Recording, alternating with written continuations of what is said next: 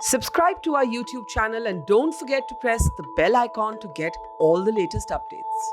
The single largest mass exodus of people since the partition of India is carrying on.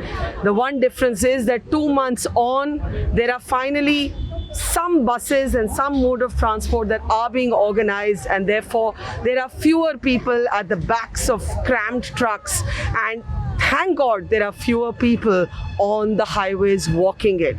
But here at the Bhiwandi bypass in Maharashtra, we are with a group of migrant workers, and we're going to talk to them to understand again and again not just why they're leaving, but whether they will ever come back. And as you can see here, if the camera comes towards me again, there are many little children. And one of the most painful and disturbing things in this entire period of the lockdown has been what the children of migrant workers have gone through: displacement, emotional churn, a lack of food on the table, and being pushed out of the school system. So in fact, before I talk to the adults, I was having a very interesting conversation with this little child here.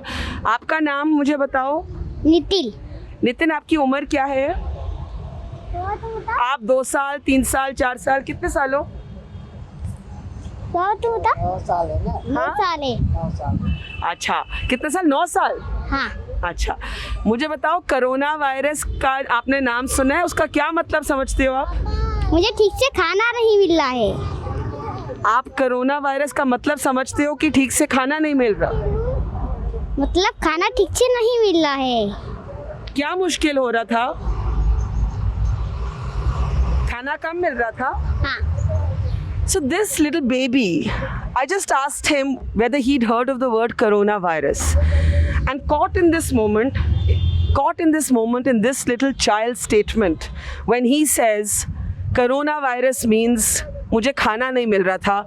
I think this captures the tragedy, the humanitarian crisis that we are in the middle of, where a child's understanding of the pandemic is मुझे खाना नहीं मिल रहा था. And we've been arguing for a long time that the humanitarian crisis is much bigger than the pandemic. एक बात बताओ, आपको मालूम है वायरस बीमारी है? हाँ। लेकिन आपको ये समझ आया कि खाने में प्रॉब्लम हो रहा है, मुश्किल हो रहा है. मुश्किल हो रहा है खाना खाने में। आजकल क्या खाते हो? मेरे खाना वाला खिचड़ी उजड़ी खाता रहता है। और पहले क्या खाते थे? पहले खाता था चिकन। पहले खाते थे चिकन. कोई बात नहीं, चिकन दोबारा भी खाओगे बहुत जल्दी, ठीक है? ठीक है। आप कहाँ जा रहे हो बस में? मैं जा रहा है घर पे। कौन सा है, कहाँ है घर आपका? दूर है। दूर है। अच्छा, इनको मालूम है, ये इनके भाई हैं, आप ही के बच्चे हैं?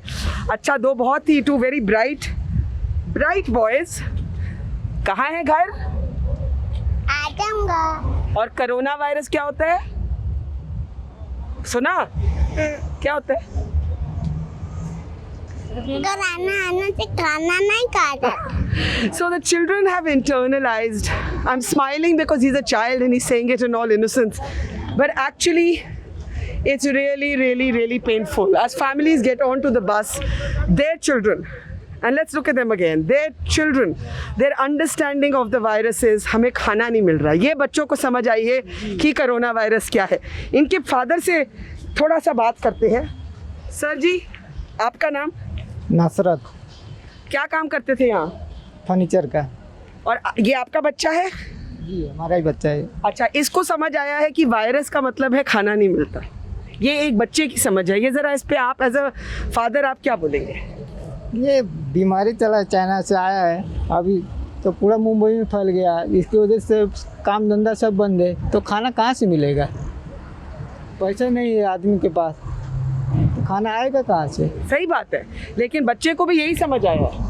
उसको नहीं समझ में आता है ना? नहीं, मतलब अपने बच्चे के लेवल पे जो समझ आया वो बता रहा हाँ, है. वो उसको समझ में जो आया वो बता रहा है. उसको भी परेशानी हो रहा है ना. So this little child tells us that he used to have chicken, now he has khichdi. So for him the virus means खाने की कमी. But seriously, आप ये बताइएगा कि वापस जाएंगे तो वहाँ क्या करेंगे? वहाँ क्या करेंगे? वहाँ भी तो बीमारी है ना. घर पे बैठेंगे, अभी क्या करेंगे? तो क्यों जा रहे हो फिर यहाँ पे तो कुछ मिल नहीं रहा है. यहाँ वापस आओगे? नहीं आएंगे अभी. कभी नहीं आओगे वापस? क्या आएगा? अभी नहीं आएंगे. हाँ, नहीं आएंगे अभी. This is going to be the challenge for factories, families who do not want to come back.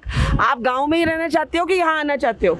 नहीं, गांव में रहते थे। गांव में रहना चाहते हो. Very definitive opinions our friend here has, and very articulate in his own rather tragic but powerful way. आप लोग कहाँ से हैं? अगर मैं इस तरफ आपको बोल दूँ, इस तरफ टर्न हो जाइए. आप लोग कहाँ से हैं? हम आजमगढ़ से हैं। अच्छा, और यहाँ क्या काम करते थे? यहाँ हम पीओपी काम करते थे। और जब जा रहे हैं तो यहाँ वापस आएंगे? शायद नहीं। बताइए क्या मतलब किस चीज़ पे ये फैसला तय होगा? अब तो ये बता नहीं सकते हैं। अभी मन नहीं है वापस आने का? अभी एकदम मन नहीं है। इस बस में आप चढ़ के जाने वाले हैं, सेठ ने कोई पैसा दिया, कुछ मदद की? कुछ भी मदद नहीं की। हाँ, कुछ भी मदद नहीं की। तो आपने कैसे गुजारा किया इतना दिन? जो भी किया गांव से मांग के गुजारा किया। तो कर्जा लेना पड़ा? लेना पड़ा ना, बिल्कुल। कितना कर्जा लिया? कम से कम 20,000। 20,000 का कर्जा लिया. तो आपने लिया कि आपके परिवार ने लिया? आप हमारे परिवार ने। So this is what we hear repeatedly as so many people line up. Their employers did not help with food. Their employers did not help with money. And it doesn't seem to matter how many government advisories that were lined up that asked for these workers to be paid. It just did not happen. People manage with what they have. If you see this lady, she is putting water into the little cap here. Into a little cap, because water is the most precious commodity in this heat, and giving her child water. And it is going to be a tough and long journey home as little children sit on bags, and they really in a sense encapsulate the tragedy. भैया थोड़ा ऐसे हमारे से बात करिए. आपका नाम? हाँ, अगर कैमरा यहाँ आ जाए तो आसान रहेगा. आपका नाम क्या है सर? कैसर आलम। और आप कहाँ जा रहे हैं? बिहार, किशनगंज जिला। अच्छा, और यहाँ क्या काम करते थे? मजदूरी कर रहे थे। सबसे बड़ी मुश्किल यहाँ क्या थी? घर से पैसा मंगा के खाते थे, रहते थे, क्या करेंगी? खाने पीने का बहुत तकलीफ था ना, इसलिए अब भाग रहे हैं, क्या करेंगे? आपको खाने के लिए भी घर से पैसा मंगवाना पड़ रहा था? जी। बताइए क्या हुआ? यहाँ पैसा वैसा नहीं था। तो जैसे कितना पैसा घर से मंगवाना पड़ा? 2,000। 2,000 रुपये घर से मंगवाना पड़ा? जी। तो खाने की ये नौबत आ गई थी कि बिल्कुल खाना नहीं था? नहीं था, खाने पीने का नहीं था। आज दिल बहुत टूटा हुआ है. हाँ, जा रहे हैं तो क्या करेंगे? परिवार में और कौन है? मेरा 2 लड़का है, 1 लड़की है। आपके साथ है या नहीं है? कहाँ? वही गांव में? हाँ, गाँव में है। तो मुझे बताओ, आज आप रो रहे हो, दिल में क्या गुजर रही है? कुछ नहीं गुजरा, मतलब इसलिए जाने के लिए जाएंगे ना। कभी वापस आओगे? नहीं आएंगे और। क्यों ऐसा बताओ? अब इधर आके फिर क्या करेंगे?